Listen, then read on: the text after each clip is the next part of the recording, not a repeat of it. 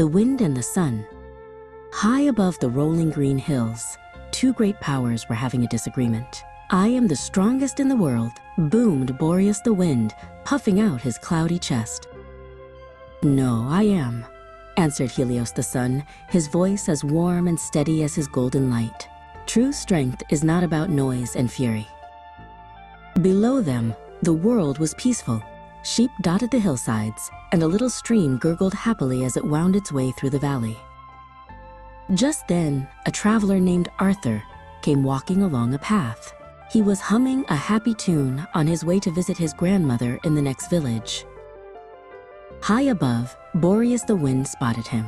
"Aha! Let us have a contest," he roared to Helios. "Whoever can make that man take off his jacket is the stronger one." "A fine idea," Helios replied calmly. "A true test of power. You may go first, Boreas." "Ha! This will be easy," blustered Boreas. He took a deep, deep breath, filling his cloudy lungs with air. Whoosh! Boreas blew a chilly gust of wind across the land. The trees shivered and shook their leaves. Arthur stopped humming. "Brr," he said, surprised by the sudden chill. He pulled the collar of his sturdy brown jacket up around his neck. Boreas frowned. "That wasn't supposed to happen. I must blow harder," he declared. He blew again, this time with an angry howl. The wind whipped at Arthur's clothes and tried to sneak under his jacket, but Arthur simply zipped his jacket up a little higher. A storm must be coming, he thought. Still no luck. Boreas grumbled. He gathered all the gray clouds he could find and pushed them together, squeezing out a cold, hard rain. Plink, plonk, splat. The cold drops fell on Arthur's head and shoulders. He looked up at the darkening sky with a sigh. But Arthur did not take off his jacket. Instead, he pulled the hood over his head and walked a little faster, looking for a place to hide from the storm. Boreas watched, growing more and more frustrated. He had used his wind and his rain, but the man's jacket was still on. "I will use my coldest breath," he roared. With a final, furious roar, Boreas blew his coldest breath. The rain turned to swirling, white snow. The world became quiet and cold.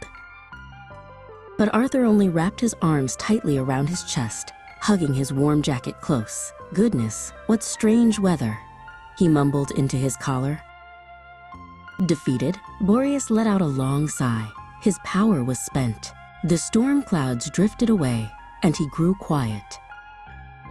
"Now, it is my turn," Helios said softly.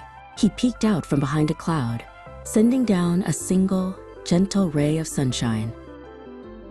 The snow on the path began to melt instantly. Then Helios shone a little brighter, and the puddles began to steam and disappear. Arthur felt the wonderful warmth on his back and sighed happily.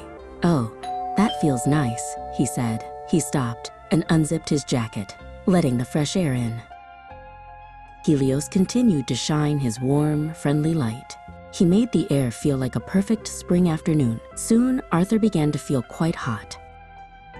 "Phew," Arthur said, fanning his face with his hand. "It's much too warm for this jacket now." He shrugged his shoulders and slipped the jacket right off. Arthur folded his jacket neatly and laid it on a patch of soft grass. He lay down beside it and, in the gentle warmth of the sun, he quickly fell asleep. High above, Helios smiled. Boreas watched and understood. Gentleness and warmth had achieved what force and fury could not.